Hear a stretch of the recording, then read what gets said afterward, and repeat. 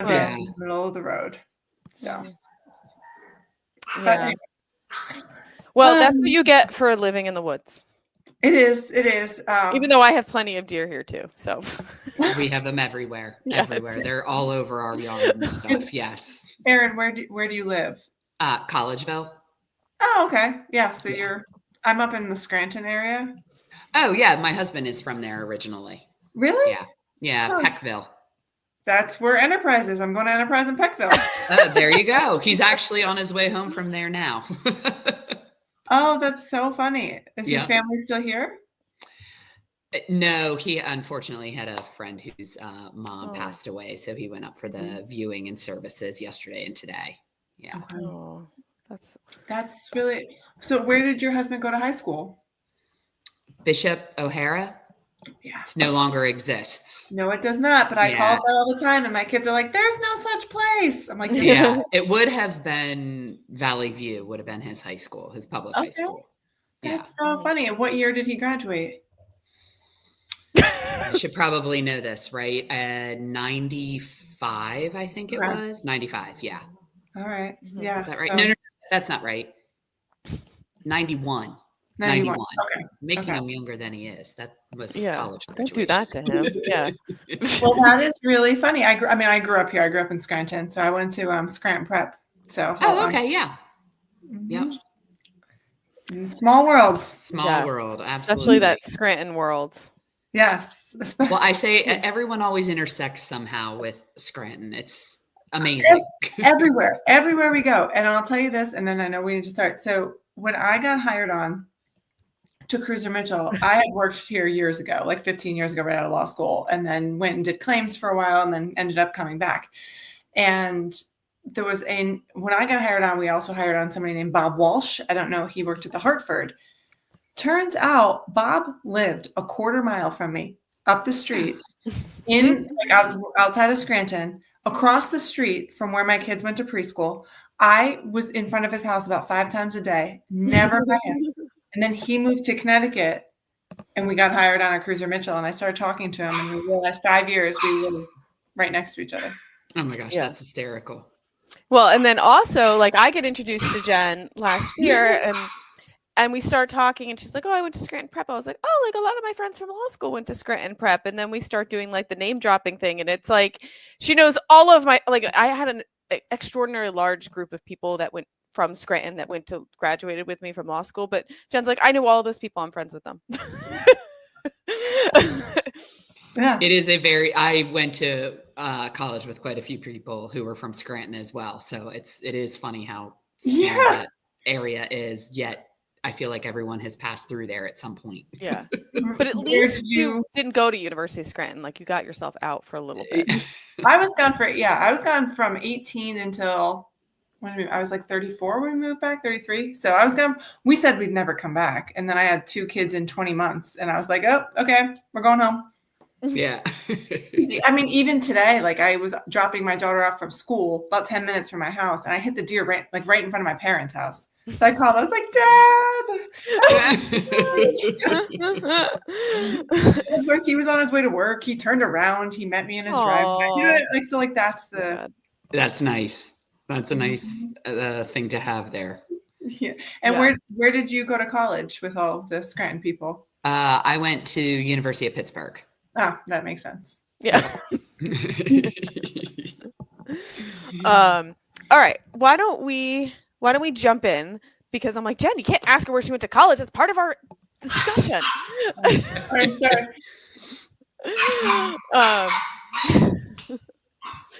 Okay. Are you doing like the under the table snap? That'll work. Muting as she's like, I'm like, come on. Like maybe I need to give them treats. I know the two of them are like just playing. So I apologize. Yeah, it's fine. The last podcast we had, somebody had a foster dog. Oh man, yeah. So yeah, that one was fun too. The dog kept barking at something out the window, and we also recorded that like the day before Thanksgiving. I was at like my mom's house. I had like the computer on a step ladder because I didn't have like an actual place. Well, when I told my husband this is happening, he's like, "Oh, maybe you just go up into your office and keep the dogs downstairs. And I was like, the problem is the lighting is so bad in my office. I would look like you guys were interviewing a like clandestine witness or something. Yeah. Yes. I have had some that look like they're in the witness protection program. My setup is not, I mean, I'm in a guest bedroom with like my Peloton behind me. I mean, this is best, but it works. Whatever. Yeah. I'm surrounded by boxes of Christmas presents. So I there did you go. move some of them. I'm like so lazy this year with even trying to hide that there's no Santa Claus. Like they're like my daughters are 12 and 11 or 12 and 10. And I don't know where they stand. I'm not even asking about it, but I haven't been very careful about it. They're like, why do you have so many Target boxes? I'm like, well, they know I get Christmas presents too. So like, but it normally I do a better job at trying to conceal it. This year I've given up. It happens. Yes. Yeah. But I don't want to like be like, oh, like rip off the Band-Aid. But they're not asking because I think they just want it to be real, but they know it's not. So we're well, and then there's always that doubt. If they admit that they don't believe in Santa, do the presents still come? Yeah. Yeah. And a big question out there, right? I mean, even as an adult in college, my mom would still label gifts from Santa and gifts from her. Oh, 100%. My daughter is 18. She is in college. I put Santa from Santa presents, and there's mom and dad presents. Yes. So it, like even in the we'll get into the podcast in a second, but even the stupid damn elf, which I know Jen hates the elf. Oh. But this morning, like my 10-year-old's like, wasn't that fun today? I was like, I had them playing with Legos. I thought last night I was like, this is a creative setup I'm doing. Like I was really proud of myself. And the day before I had them hanging upside down in the bathroom. She's like, meh. Why am I even trying? I actually make them do shit this year. Normally I was just like, I would just move them around to other places around the house. I'm like, I bought one of the damn kits that like give me ideas every day. Yeah. Those weren't around when my daughter was a believer in the elf. And it was like, you wake up in the middle of the night, you're like, yes, the elf. Oh my God. Yes. I cannot deal with it. I cannot deal with it this year. My girls are also 10 and 12. They do not believe. My 12-year-olds ask if she can bring it out and hide it. And I was like, well, you can, but nobody else cares except for you. So, and then my 8-year-old son, I don't know that he ever really, he doesn't care. Do you know, I posted a LinkedIn post about him this morning. The questions he asked me just last night, he asked me, what's the meaning of life? Like that's where he asked me if I knew what Tupac's last words were before he died. Yeah. Buddy, like I have no idea. Like he's a very strange kid with a very strange thought process. So I don't think he thinker. Oh, he was playing doctor with my niece the other day who's 6. Like they had a little doctor kid at my parents' house the day after Thanksgiving, and they were playing, and he was like listening to her with a stethoscope and told her that she had stage 4 metastatic cancer. Now she's terrified. She's like, okay, what does that mean? I was like, oh my God, I'm so sorry. I'm so sorry. Yeah, he's a weird dude, so I don't think he cares about the elf. All right. Are we good? All set. All right, we're good to go. Okay. All right, I already have us recording. And I got distracted because my daughter emailed me. She's like, I'm stressed out. I have this social studies project to do. I'm like, okay, you do it tonight. Like her social studies teacher's trying to make it like fun by making them do this like Instagram post about like whatever ancient era that they are learning about. I don't know. She tried to show me yesterday. I'm like, it seems involved. Deal with it later. All right. Anyway. Okay. Ready? Okay. Yeah. Good afternoon, Erin. Welcome to Claims Never Sleep. I'm so happy to have you. Welcome. Thank you so much for having me. Happy to be here. Yes. And just so our listeners know, and you probably will clue into it, Erin has a little puppy, a new puppy that you may periodically hear in the background, just making itself known. Squeaking away. There's nothing like a puppy that brings joy into the holiday season. Exactly. That was our sole mission. Well, at least it's at a time that people are around. It can help with the potty training or the house training, I should say. Wouldn't potty training be great? I got a dog once during the winter, and it was the worst winter ever recorded in Connecticut. We lived there at the time. And the next time we got a dog, I was like, we're doing it in May. That's it. Because I'm like standing out there shaking, holding the leash, or the leash. Please go to the bathroom. Please go. Yeah. I remember us getting a puppy when I was a kid during the winter. And then like it was one of those winters that we got a lot of snow. And then we also got invisible fencing installed at the same time. So you'd be running out there through the snow with the puppy, got back and forth to like the little flags. Oh well, but one more thing for the holiday season. Sure, Exactly. I'm sure your puppy's adorable though. And she is a cutie, I will say that. Well, Erin, I as you know from listening to this podcast, and everyone else knows who tunes into the podcast, you know, one of the first things I ask everybody on here is like, how did you get into claims? Because it's not something many people decide to do early on. It's usually something you fall into for a variety of reasons. So I'm curious what your path was and how you got into this claims world. Sure.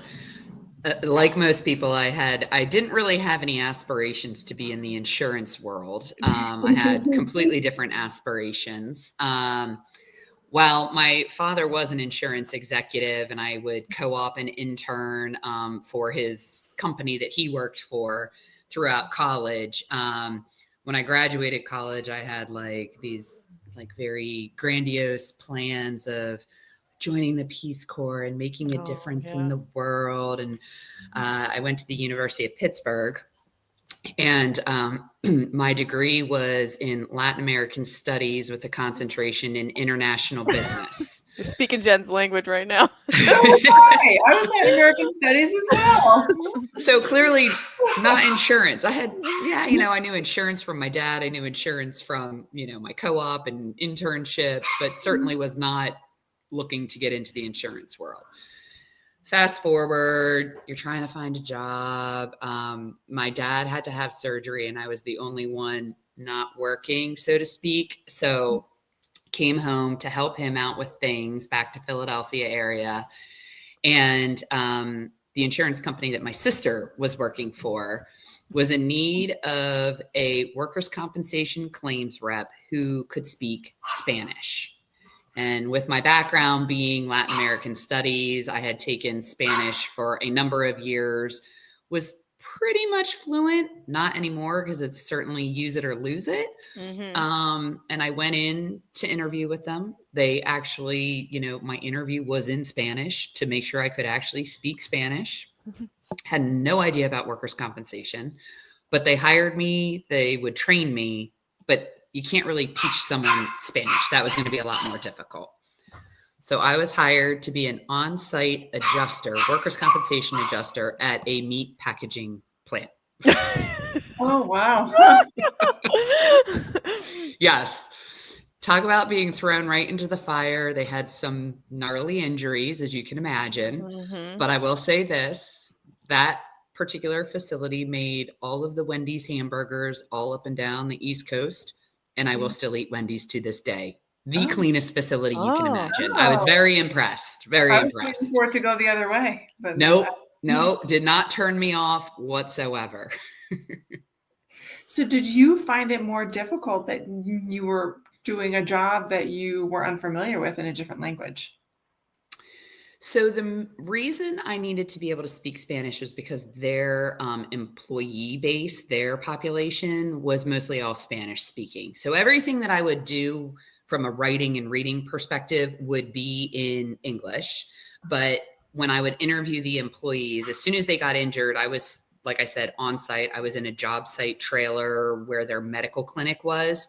As soon as someone would come in and be injured, I would interview them and start my investigation right there on the spot. So the purpose of me needing to know Spanish was to be able to communicate with the employees and for them to really feel comfortable with who was handling their claim.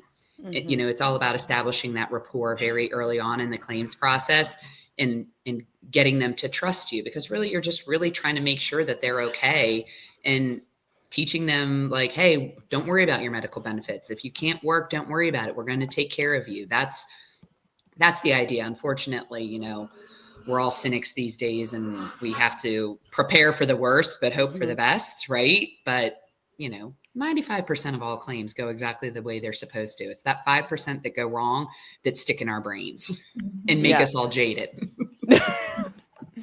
Yes, very, very true. So, well, I honestly, I think it's funny because you are one of the few people that I know, like, while you had a different path, I mean, you definitely were guided to insurance by a family member. And I think I was like kind of laughing a little bit when you said your sister was also in insurance and your dad was an insurance executive. I'm like, okay, well, it wasn't totally random.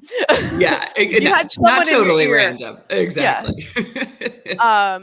So, but you're at that position for a while, and then how did you eventually move into the broker world?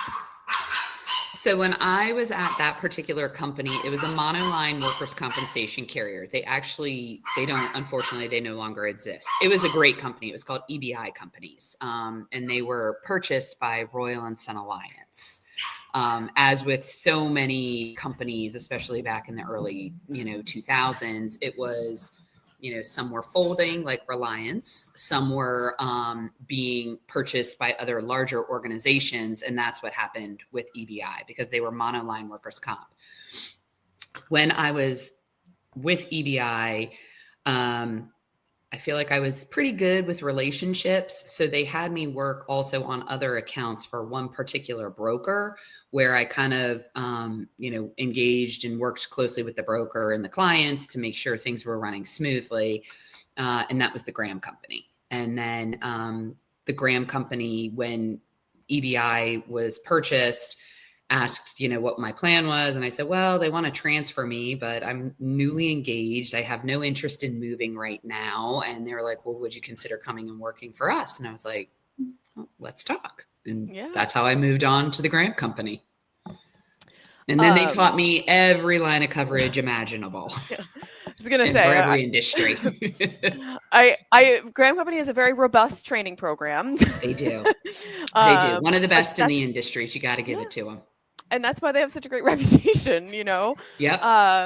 So, and how was that how was the transition over into to the Graham Company, into the brokerage? Like, how did you find that to be? Because it's a change, right? Now you're learning about everything. Yeah. For me, I didn't think it was that difficult a transition other than learning the other lines of coverage. Obviously, there's, a little bit of a learning curve. But they do a phenomenal job with training. But I would say the model that EBI followed was very service intensive. So to move over to more of the service side as opposed to the claim handling was not a very difficult transition because I was so used to being so service intensive on the insurance carrier side, which isn't necessarily always the case, right? These adjusters today, they've got very large desks that they're handling, and their workloads are significant. EBI had a very different approach to things. So they kept our caseloads at a very manageable number so that you could be super service intensive. So to go over to the broker side and really be that advocate on behalf of the clients, outside of the adjusting of the claims, was a pretty easy transition for me, at least. Mm-hmm. And, when you were learning about all the different lines and areas, like, did you have an affinity towards a particular, type of insurance line, or were you like just enjoying the variety, the spice of life? I will say the spice of life is very nice in insurance claims because no 2 days are ever the same. No two claims are ever the same. And especially when I was at EBI and at Graham, I learned about every industry imaginable. So it wasn't just, I only worked at the meat packaging plant. Like I also handled a number of other accounts. I handled a bottling company that we all probably know and love and drink all the time, right? And I, when I was at Graham, I worked on financial institutions, pharmaceutical companies, distribution companies, construction companies. So I handled the industry, you name it. I probably did something in it. Hospitality, senior living. We did it all. Mm-hmm. And so you're at Graham for a while. So what pushed your move someplace else? Because this is one thing I also know about Graham Company. People don't often leave. They don't. It's a very uncommon. And I got to tell you, some of my best friends are still at the Graham Company. I've stayed very close with everyone there. For me, it was just a new opportunity with a different broker. And to be honest, a lot of it had to do with my family. I had a young daughter at home. My commute into the office was probably close to an hour and a half each way, depending on if you hit traffic or not, right? Which is so unpredictable. And it was at a time before people were encouraged to work from home or even permitted to work from home, right? At that time, I think Graham Company was probably like business. Oh, we were. I was in a suit every day. Yeah. When you had to pay for those jean Fridays. Once a month on a Friday, I could pay. It was like $5 or $10 to wear jeans for charity, which everyone gladly did. Yes. Yeah. So it just really, and I understood the position. And for me, it just, I had to do what was right for my family, with a young daughter at home, getting engaged in sports and things like that. I wanted the flexibility to be, hey, I'd love to coach your lacrosse team. I want to be at every game. I want to be able to volunteer at, to be the school store mom, right? Like those are the things you only get once, right? So you want to try to take advantage when you can. And so that was really the big thing that precipitated my move, to be honest. Yeah. And it's funny because I'm sure things have changed now, but yes, it's so much of what was happening at that time. Like working from home was so abnormal. At least in in the legal industry, it was very normal. I think in claims in general, it wasn't super abnormal, but I remember at that time I had little kids as well. And I just would secretly work from home. Like I just wouldn't tell anybody. And because I'm like, you don't know where I am. Like I could be at court in God knows what county. You don't know what I'm doing. And I would just try to plan things like, okay, I have a deposition outside the office. So after the deposition, I would just go back home just because it made my life easier. But I knew if I asked, the answer probably would have been no. So I just didn't ask. I just did.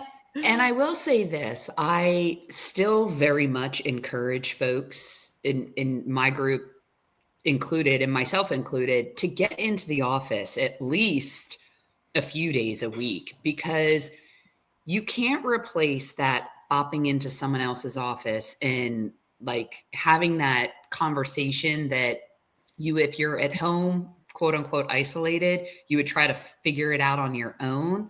But the knowledge base that other folks have, it's immense. And you really just want to tap into that as a resource and make you a better person. And then they come in and ask for your advice as well.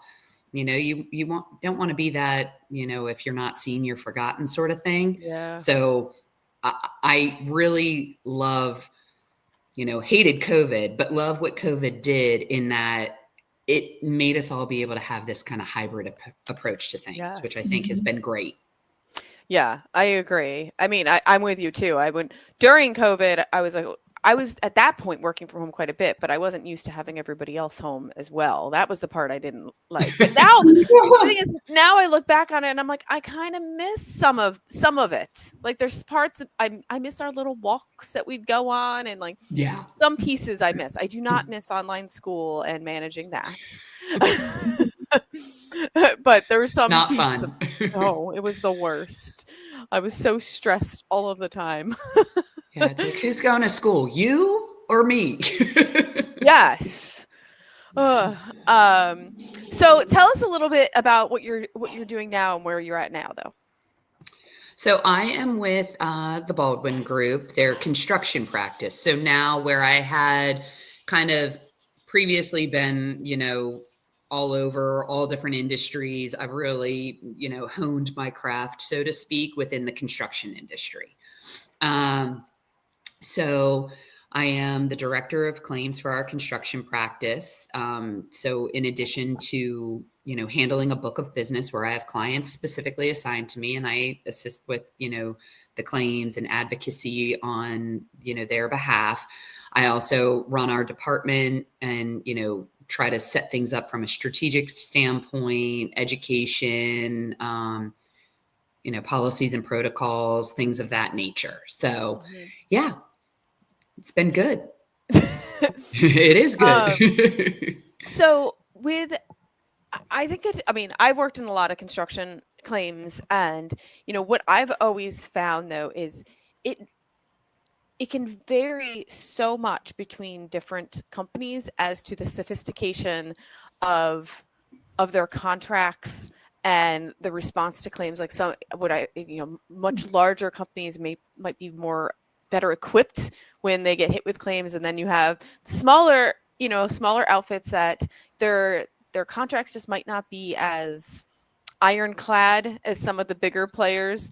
So what have you found? Like, I'm sure you've encountered this. I'm sure you see both of those types of entities come across your desk.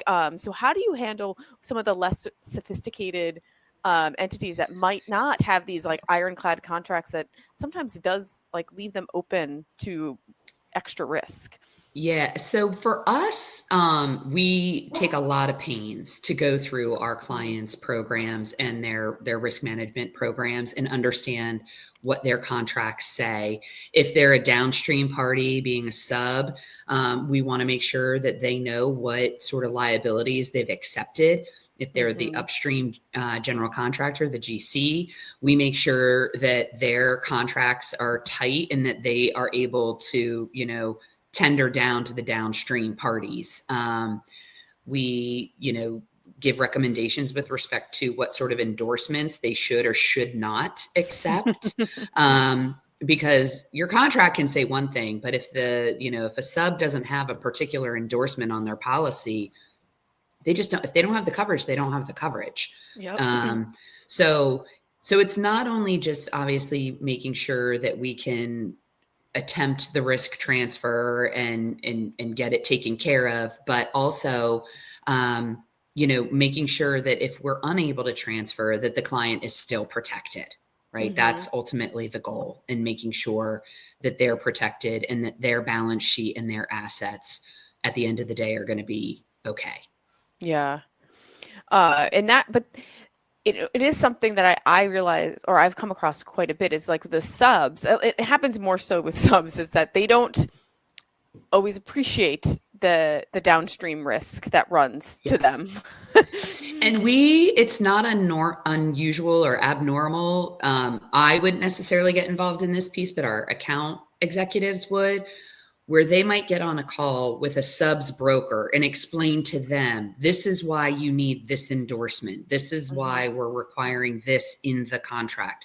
So sometimes we take it a step further where we're not just educating our client, we're educating their subcontractors and those subcontractors' brokers. It's very common, especially some of the smaller subcontractors where they are with a smaller broker who isn't maybe necessarily as sophisticated, and they don't even understand the risk that's being accepted. No. And I mean, I comment on it because I see it so frequently with these subs that they themselves might be sophisticated, and so they're just kind of taking the contract as the contract and not appreciating the risk that they're signing themselves up for.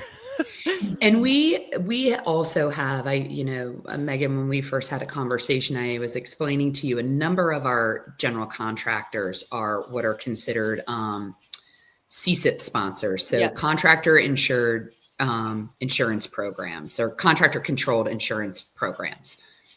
And that really eliminates all of this back and forth with tendering and the risk transfer, because they're sponsoring an insurance program that insures the entirety of the project from a workers' compensation and a general liability perspective. So because they're insuring that entire thing for their subs as well, you're not, as the GC, then trying to tender it down to the sub, because you've already agreed you're paying for that sub's insurance for that particular project. Yes. So we don't get this back and forth. And it makes, like we were talking about this, because it makes litigation for the defense so much more cohesive. It really does. And a lot of times it prevents all of these, not just the tendering, but, bringing in someone as a third party because, they haven't responded to the tender. It just makes everything much cleaner. Yes. And there's not as much finger pointing then at that point. So the litigation costs are reduced significantly because everybody's on the same page. We're all marching to the beat of the same drum, right? We all want to make sure we're defending the actual allegations versus pointing the finger that wasn't my responsibility, that was your responsibility. It eliminates that. Yes. And those finger pointing things can be the death of a multi-defendant case. Yes. I mean, that's like a plaintiff's attorney's dream. And it costs significant dollars to defend those claims. No offense, ladies. None taken. No. We don't want to cost you more money that you don't have to have. Yep. No, not at all. It's interesting. I'm actually in the middle of renovations in my home. We just finished the kitchen. We're about to start bathrooms. And it's also funny from this perspective, right? Like the electricians didn't clean up after themselves and they left dangerous things all over my basement, which is where my kids play. And I mean, no, it's like a silly example, but I said to my general contractor, like, I cleaned up all these little metal pieces, but like, what if one of my kids was down there and stepped on it? And now we need to, you need to talk to your subs and make sure like they're cleaning up after themselves and that I was like, you're going to get yourself into trouble. And I was like, sorry, I'll step back, take off my lawyer insurance hat and I'll go back to your customer. But like, it's just, they don't know, and they don't know what their subs are doing and they're not keeping control. It's a really interesting area. My husband says it to me all the time. He's like, all right, stop being an insurance nerd and just live life. I'm like, I can't help it. No, you really can't. My kids are very mad at me because they want a trampoline. And my husband's a doctor. And they're like, that's not fair. Between you and daddy, we can't do anything fun. Because he's always like, in the emergency room, there's people who get hurt. And you're like, no, because of insurance. And I'm like, well, sorry. Both. It's like, we're just both fun killers. Sorry. Yeah. But like, you go to a trampoline park because we know they're insured. But then when you sign a waiver, but which those waivers aren't really any good anyhow. So, Yeah, right. Exactly. So what are some of the bigger risks though that you're seeing like come across your desk for your clients more recently? So we do work across the nation. So we have clients everywhere. I would say some of the tougher, risk placements for us, just because of, laws that are around in these jurisdictions, are New York labor law is a major problem for our contractors in New York. Carriers don't even want to write insurance there. It's not unusual where you're taking on $1 million retentions just to be able to get your foot in the door to get the insurance needed, because it's, a bit of an archaic law that's out there. There's a significant amount of fraud that's taking place around all of this. And it's just, they're difficult claims to defend. And they call it up there, they're calling it the fraudemic. There's a lot of talk. There's been actual investigative news reports that have been taking place about, it's almost like these fraud rings with quote unquote organized crime they believe to be behind it. So it's very tough for our clients when full well that someone was not injured, but they're going to get a plaintiff's firm who's going to take on their case. They're going to send them to that special doctor who's going to say, yeah, you need back surgery. And next thing you know, you're being sued for, $15 million. And that's normal. Yes. So that's one. I would say Florida is a tough jurisdiction from a completed operations perspective because they have something down there called 558 claims, where if it's a residential building, like condos, things of that nature, the building owners will come together and make a whole building claim and say any little thing that is wrong with the building, is because the contractor did something wrong. Has nothing to do with the fact that they didn't maintain or that, individual owners ran a bathtub and it overflowed. No. It's always the contractor's fault, right? Yeah. So, Florida is tough in that regard. California is California, right? They're always tough.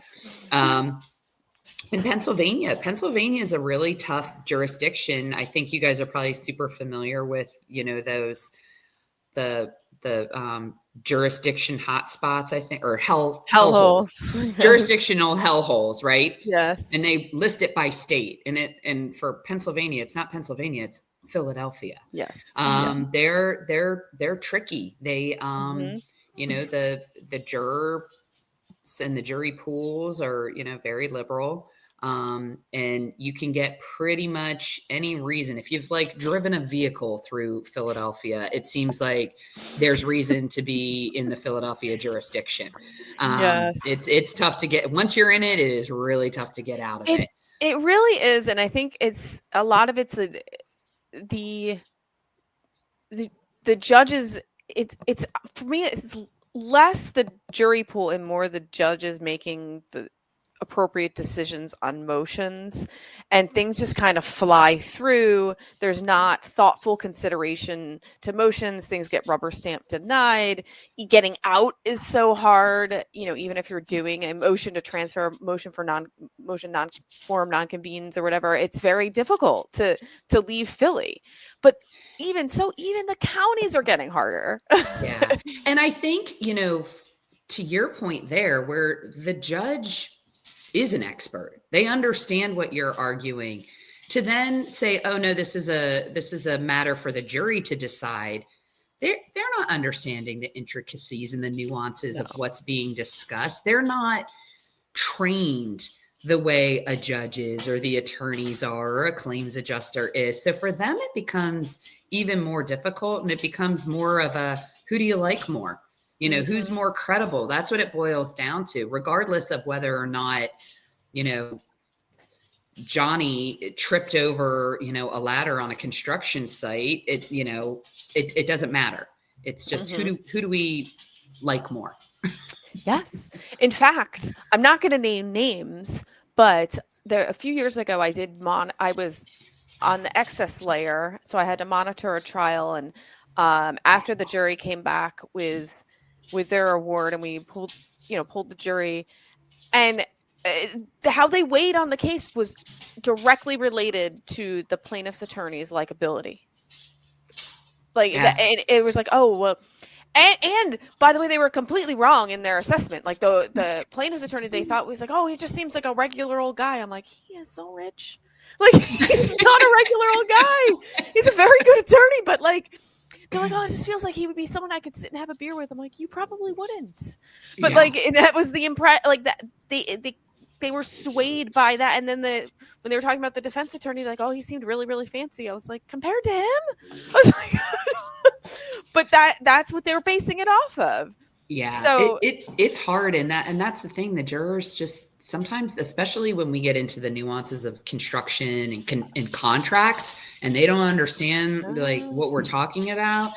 It's not fair to them either, right? It's not supposed to be a knock against them. It's more just the reality of it. And they don't understand. They don't know. Yeah, no. Yeah. And frankly, they probably all just want to get out of there, which I don't blame them. There's that too. But I don't have the solution to how to make the system better. Yes. No.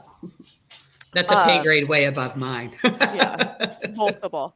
And I wanted to touch back on what you're talking about in New York, though, because this has come up quite a bit with people I've had on the podcast. And I had a conversation with someone yesterday that we talked for 20 minutes about the issues going on in New York and the fraudulent claims. And they were saying the same thing. It's just you're almost forced to overpay to make it go away. Yeah, it's tough. I don't know that I've seen it specifically on a claim. We know it exists, but there's also all of this third party litigation funding that's swimming around out there, right? So and you're not required to disclose that.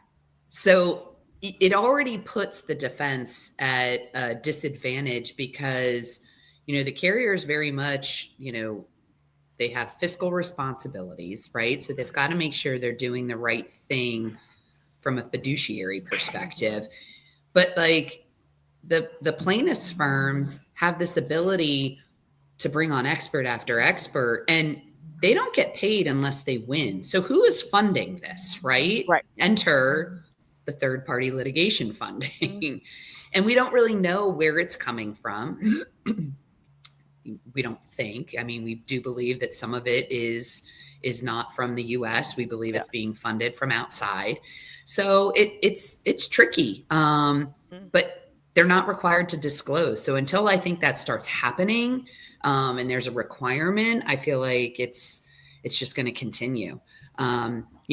Even if they're undocumented workers, if they're injured on a job site, they're still entitled. Even if it's completely fraudulent. We have, and it was all over the news, there was a situation where, and this was one of our clients, they had it on video, a guy walking down the street, puts on an orange vest, carrying a hard hat, climbs under the construction fencing and lays down. And then has his buddy from across the street dial 911 to be picked up by an ambulance. Because the first thing is you got to get it in through workers' compensation, right? Yeah. And once you have your workers' compensation claim established, you can go after the mother lode with the general liability claim. And you're like, how does this even happen? Like, we have video. And right. You're going to tell us that this guy fell from a ladder? It's rough. So what ended up happening with that case? It's denied, but it's being litigated. Yeah. Ugh. And it's like probably in like New York City proper. So you're 100%. Yeah. Five boroughs for New York is definitely the toughest. Yes. Yeah. They are just horrible. Yeah. It's rough. And we all know it. We all see it. We know which firms are involved. And, there's a significant lawsuit going on now that's being funded by tradesmen, a carrier, going after a number of these doctors and attorneys. And it's interesting. A lot of these attorneys are like, I'm gonna withdraw from from being the representative plaintiff firm for these workers. Dropped like 300 cases overnight. You tell me that there's not something up there. Yes, I did hear a little bit about this, and that I think it's like maybe it's a Texas firm or something that came in, or it was like someone out of state or I don't know. I might be getting the facts wrong, but I thought there was something with a Texas firm that came in, and that's why a lot of these got dropped because they all seem fraudulent. Well, there was one main firm who, they're the ones who dropped about 300 of their clients to, I don't know. It's just crazy. They are a New York firm. So then whenever they pop up on anything, we're like, red flag it. Yep. Like, this doesn't sound right. We all know. Yeah. It's tough. Yeah. And I mean, and there's no shortage of construction happening in New York, right? Exactly. So, and I don't think the labor laws aren't going to change, I think, anytime soon. So I think everyone's stuck with that strict liability. Yeah. And, and the thing is I feel like for so long, the plaintiffs' firms and the plaintiffs' bar have been so coordinated. Whereas I feel like the defense firms and the defense bar, we're a little bit more, we take our small wins where we're not all sharing the information the way I feel like the plaintiff's bar has been doing. So we got to get a little bit more coordinated around that. And I am seeing a lot of that taking place now within the industry. There's a lot of legal symposiums that are taking place that are being sponsored by the carriers. And it's not just one carrier. All of the carriers are participating together in these symposiums as a way to figure out how can we all get on the same page and have a coordinated defense the way the plaintiffs have a coordinated offense, right? Yeah. But I think it's so difficult from the defense standpoint. One, because I think it's just different companies, different philosophies, and then from the firm standpoint, I think there's this underlying feeling of competition, and no one wants to share.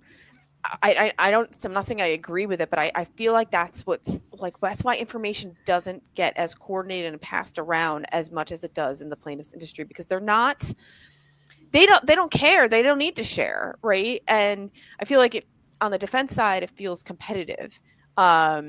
And even between insurance companies, every insurance company has a different philosophy and a different approach and how they approach claims, so that it's not as cohesive. Which is why I think it's been refreshing. I think it's been about the past 3 years that these carriers are all starting to say, hey, wait, this is an industry issue. This isn't it's Travelers, it's Liberty Mutual, it's AIG, it's, Hartford. All of the carriers are seeing this. So how do we get together and stop it, right? Because in New York, one of the things that comes up quite frequently is, the average New Yorker, well, why do I care about this? If the guy got hurt, he probably is owed something. The reason people need to care about it and should be concerned about it is because the building industry is now paying significant costs in insurance, which then makes the price of building go up. So then when, they're renting out the buildings, now the buildings have a higher value. The rents are higher. The goods being sold in those buildings become higher because you've got to pay higher rent. So it's a trickle down effect that is affecting everybody. It's not just the mean insurance company who's, paying for this. It's everybody who's paying for it. Yeah. The mean insurance company has been a theme of recent, which we won't dive into, but it has been a theme in the past few weeks. Yes. Or week and a half, I should say. Yeah. So what is your approach though when you have one of your clients and they have a claim, because you're hand in hand with the claims too, even though you're not with the insurance company, but do you act as almost not a liaison, but a counterpart? Yeah. It's a good term. We are a liaison between the carriers and our clients. And we're advocates. We advocate on behalf of our clients to make sure that their claims are being given the proper attention that they need, that we're making sure we have the appropriate defense counsel, right? You're not going to put an attorney from, Indiana on a New York labor law claim. You're just not going to do that, right? You want to make sure that, any attorney who's handling your client's files are familiar with the jurisdiction. They've got, good ratings, and they do a good job and they're communicative and making sure that the client understands what is happening. There's nothing worse than when you find out, oh my God, we settled this claim. Well, did you involve the client? Did you let them know that was happening? Between the adjuster and the defense counsel, it might've been the best settlement in the world. But if the client doesn't know about it, then it's the worst, right? Mm-hmm. So we really make sure we're advocating for our clients, and so that they don't have to worry about it. We're their outsourced risk management group, and we can, advise, guide, and give, proper perspective on the claims process and help them in that process. And that's something I never understand either, though, because lawsuits and claims affect businesses and individuals so much. They feel it here, and also especially if it's not something they have to deal with so frequently, that if a claim is closed, it's good news.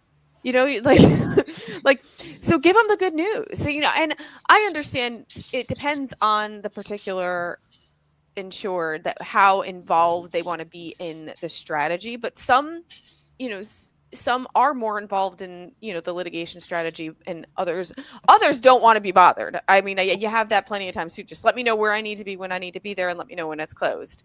But let them know when it's closed. Yeah. And I would say for our particular client set, we are dealing with larger, more sophisticated clients. So they want to be involved. They want to understand, is there going to be a reputational impact to them? Is this something that could, other contractors or owners and developers hear about, and they want to know what the heck happened on that claim, or what happened with that incident? It was all over the news. So we want to make sure that they're being protected and advocated for. And what about like preventative risk management? When you're working with your clients, are you working, like, especially with construction companies? Like, I feel like there's a lot of preventative risk management that can happen, either whether it be in the contracts like we've talked about, or just like site safety and site safety procedures. I imagine you're working hand in hand with them to mitigate some of the risks.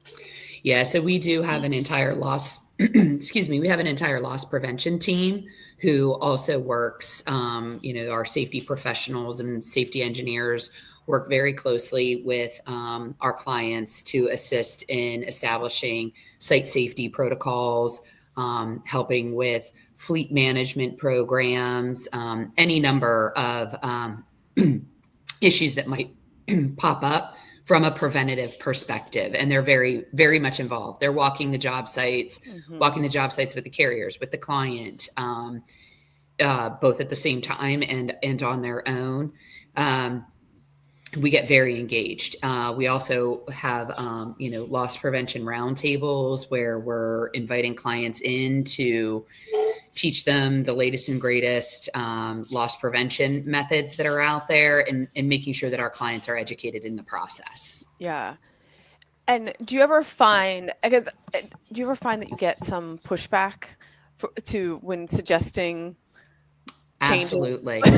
Yeah. And some of it's, when some of the things you're suggesting might be like a large capital expenditure, and maybe it's just not right for the client at that time. And, we'll keep bringing it up and keep reminding them. Eventually they'll see the light, especially when they have that claim that could have been prevented if they had installed, the 6-foot fall and the retractable lanyards and things of that nature. So yeah, it's certainly, we do bring that up to our clients all the time. We also engage in a process where we do a deep dive for our clients into their risk management procedures and policies, and really look at it and say, hey, are they missing anything? Are there some policies that they should be implementing that they're not yet? Is it, drug testing? Is it, return to work programs, things of those nature?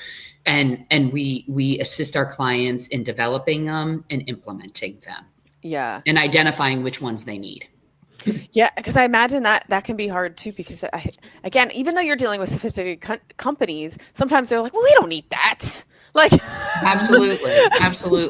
Or they're busy building buildings. They might not have the time to dedicate to developing a particular policy, because you've got to make sure that your policies and procedures are compliant with whatever legal ramifications might be out there. If they have a large fleet and they have a fleet program, you got to make sure that it's DOT approved. If you're doing drug testing, you got to make sure that you're in compliance with whatever the state's allowance is for drug testing. So we help to develop those programs for our clients regularly. That's wonderful, because I do notice that with a lot of the construction companies, particularly the smaller ones, just don't know, and they don't know what they don't know, right? Because exactly. Expertise.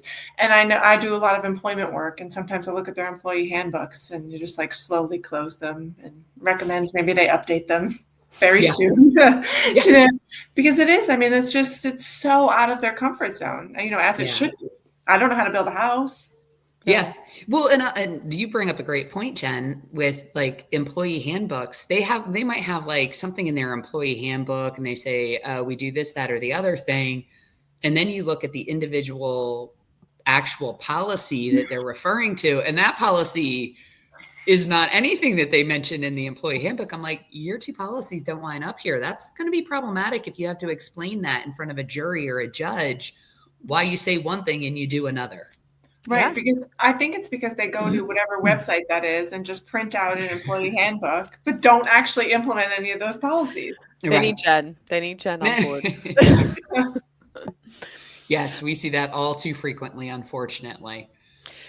But also, like, I think you provide such an asset, though, because like there's a lot of construction companies or companies that are construction adjacent that they might have a primary function that they do most of the year, but I see a lot of them, like during the winter, they might supplement and do snow removal, but then fail to maybe add something to their insurance policy that might cover said snow removal. And then lo and behold, 2 years later, someone slips and falls on a property where they, did snow removal and there's no coverage because they didn't decide to let anyone know that, oh yeah, like we like to keep our employees busy in the winter. So we have all the stuff. So we plow too. Yeah, unfortunately, that happens all too frequently. We had a client prior to our getting involved. They were, a real estate and construction development firm, but they owned real estate apartment buildings across an inner city in not so desirable neighborhoods. And they had a policy whereby their security guards were not allowed to be armed. And there was a situation that occurred where, the security guard had to use his weapon, right? And that was not insured because they never let anybody know. And they had a specific exclusion on their policy that prohibited their security guards from being armed. It happens. Yeah. I'd like to point out we were not the broker on that. Yes. We were helping. We took over from a legacy perspective. Yes. And you remedied that very quickly. Moving forward. I see it quite a bit, in these snow removal situations. I see it quite a bit just because, and I get it. Like, I understand why you're doing what you're doing. And the owners might not think, oh, wait, are we covered for this? Like, they're not thinking about insurance. They're thinking about, hey, we want to keep making money. We want to pay our employees. We want to keep their jobs. They're not necessarily thinking, oh, is there coverage for this? Absolutely. Like the average person just isn't thinking about that. Yeah. And to your point earlier on like contracts and things of that nature, a lot of times people forget the ancillary services that are out there that are being done. So you might be a business owner and forget to have a contract with your snow removal firm, right? Mm-hmm. And so then when someone slips and falls in ice in your parking lot, you can't turn around and tender it to that snow removal company because there's no contract in place. Yes. Yeah. So you like to be the snow removal in that situation. Yeah. I may or may not have something very similar to that as we sit here right now. Yeah. Yep. But again, that's where like someone like you and your department come in, because you're helping educate your clients as to, okay, like you might not be thinking about this, but we are. And that's why you're partnering with us, because we're here to help make sure that there aren't any holes and you are adequately covered. Exactly. And I would be remiss in not saying when we as the claims folks see an issue or see a potential gap in the coverage or an issue with a contract, we are working very closely then with our account executive teams, our account management teams, and letting them know what we're seeing so that they can get things fixed quickly on their end from a policy issuance perspective or from a contract recommendation perspective. So when we're seeing it, we're in constant communication with our account management teams. We work very closely with those groups. And so we're always aware of what's happening for our clients. Yeah. And I'm sure those clients appreciate it. That like I would feel that they feel like, okay, like we have a partner in this, like, we're in this together. And should a claim come in, I'm not going to be all alone. I imagine like you're lockstep during the whole claim process too, helping them. Absolutely. Prior to us becoming part of the Baldwin Group, partner was right in our name, and we felt very strongly about that because we feel like we are our client's partner. And we hear that feedback from them all the time, that they really do believe that we are a trusted partner of theirs, and they appreciate what we do for them. And we love our clients. We have some amazing clients. It's fun. It's exciting. You develop friendships with your clients. You're not just a business relationship. You get to know them really well. And, you know, they call me and ask me, oh, how's my daughter doing? And I ask them how their kids are doing. It's nice. You really develop not just a working relationship. You develop a personal relationship. Yeah. And do you often visit them? Because I'm sure they're all over. Yes. Yeah, we do. We are with our clients on a regular basis. We are meeting with them. You know, we would never hesitate to hop on a plane to go out to see our clients. You know, we do have offices across the country where we try to, you know, assign somebody who would be more local, obviously, but you know, I handle accounts in Florida, I handle accounts in California, I handle accounts everywhere. So we are always on the move and visiting with our clients. It's an important part of the relationship. Well, and especially knowing like like Florida, for example, like with all the legislative changes going on, you know, and it's all very complicated and very much fluid and moving, and to have that strong relationship that they feel like, okay, like they can trust you, of course, but you know, you're on top of these legislative changes, so you can address it accordingly for their policies. I mean, like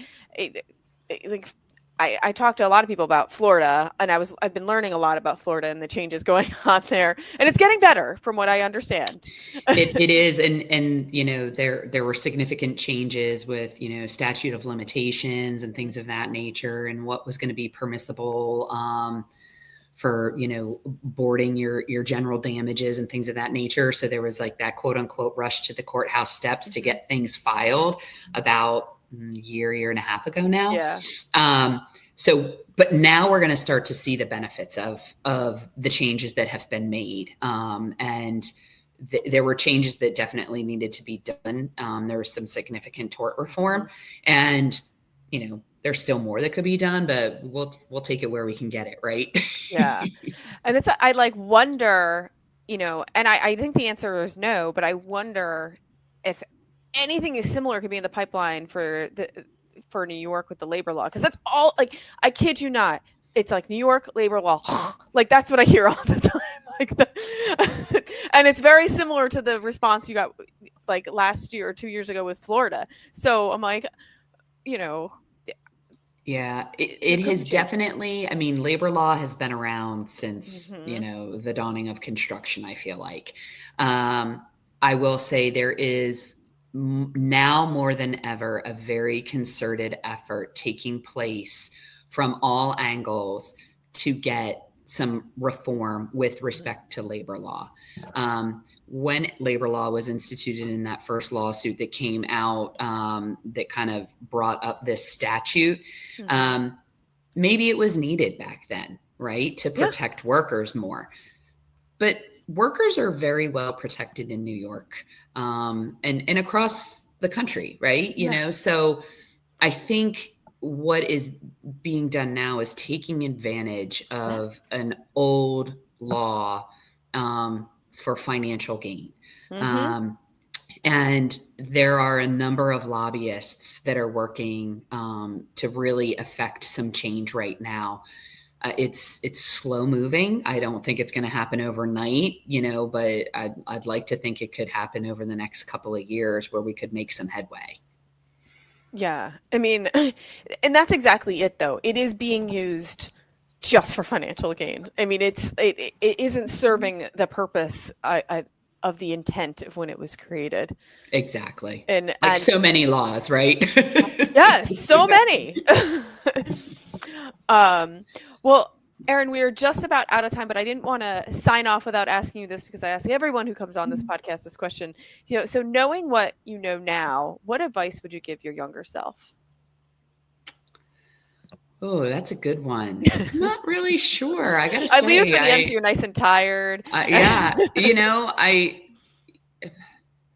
I would say, if like, oh gosh, be open to change. Don't feel like you got to stay in a box, right? Yeah. And I would say, really, if you have someone who you feel like has your best interest at heart from a mentor perspective, really reach out to that person because that can be such a huge help in this industry in particular. I think having a really good mentor can be so helpful with bouncing ideas off of. I think in the past we were always afraid to go out and be open and admit that we're not knowledgeable on a certain Right. subject matter.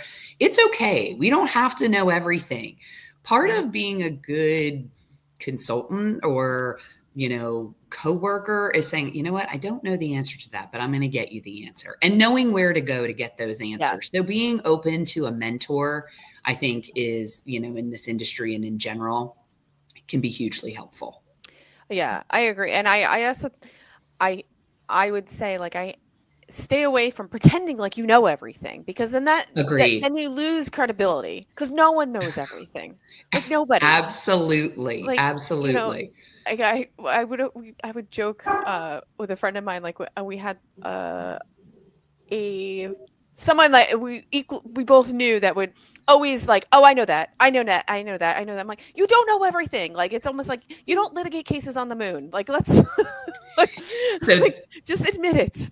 there is a phrase that I use quite frequently, and because I feel like it applies to so many people, and I've worked with people like this, and you know it immediately, and you want to say to them, if you think you're the smartest person in the room, you're in the wrong room. Mm-hmm. Yes. Yes. So yeah, it's okay to not know everything. You're not expected to know everything. No, I mean, Jen gets humbled by her son every day.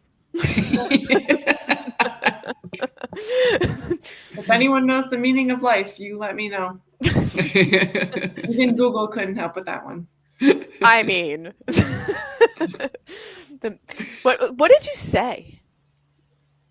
What was your I asked him what he thought that the meaning of life was. That's what I would have done. Yeah. Reverse course and turn it on them. Mm-hmm. Yes. He said happiness, joy, love, and then you die. Okay. Well, he's not wrong, I guess. Like, okay, I'll take it. Cool. We moved on. And then what did Tupac say? And then what did Tupac say before he Yeah. Deep thoughts of a 7-year-old. Yes. Well, it's the smartest 7-year-old I know. Sounds like it. Erin, thank you so much for joining us. Well, truly thanks so much for having me. On. Yes, such a pleasure having you on. And look, the puppy was not loud. No. They're staring out the door. Actually, she is asleep in my slippers in front of the door right now. And the other one is looking out the door, protecting her. Oh, that sounds lovely. Well, thank you again so much for coming on. Of course, for our listeners out there, if you like what you hear, please like and subscribe to Claims Never Sleep. You can find us on your favorite streaming platform as well as YouTube. Thanks for tuning in. Oh, thanks so much, Erin. So I love your background, even though I know it's a fake background, but I'm going to pretend like that's your real living room with your grandma. I wish. And this was a background from this platform, from StreamYard. Yeah, I know it is. Yeah. I was like, oh, look, I'm fancy. Yeah. It's like I'm going to go tickle the ivories when we're done. Yeah, I know. Oh, it looks so nice though. I'm like this. It just right now it's missing a Christmas tree. Like it totally you should be able to winterfy it. Like it needs a Christmas tree somewhere. I don't know. That would have been good. Now I want to look and see what other backgrounds they have. Yeah, Jen's like gonna spruce it up back here. But yes, thanks so much. I didn't want to get into like even though all I'm paying attention to lately is everything that's going on with the United Healthcare stuff, but I can't look away. I know. It's so sad. So sad. I need while we were on, like a friend of mine just texted me. She's like, I found the whole manifesto. Yeah, supposedly he had like back pain or something like that and had to have surgery. I don't know if his claim was denied. I don't the whole thing just I don't know if it was specific against United Healthcare or corporate America in general. And I think Megan and I were talking about it last night. There's something about his family. When we were talking at the end, because I was like, we don't need to record all this. All right, we're gonna keep it brief because I've realized it's already 2:36. All right, hi everyone, welcome to this episode of Claims Never Sleep. I'm joined again by hang on. I messed up. All right. Hi, everyone. Welcome to this episode of Claims Never Sleep. I'm your host, Megan Henry. And again, Jen is here. Hey, Jen. Hi. So happy to be here again today. I'm so happy to have you. Even though you've had a day of trials and tribulations, you had a nice literal run-in with a buck this morning. Literal run-in with a buck. I mean, 'tis the season in Northeast Pennsylvania. I know. Is it deer hunting season yet? Yes, it is. Okay. Took one for the team today. Yeah, driving home from school or school drop off at 7:30 this morning, and boom, see antlers right next to my face. So, oh my god! It probably just shakes. Like you probably so shaken up too.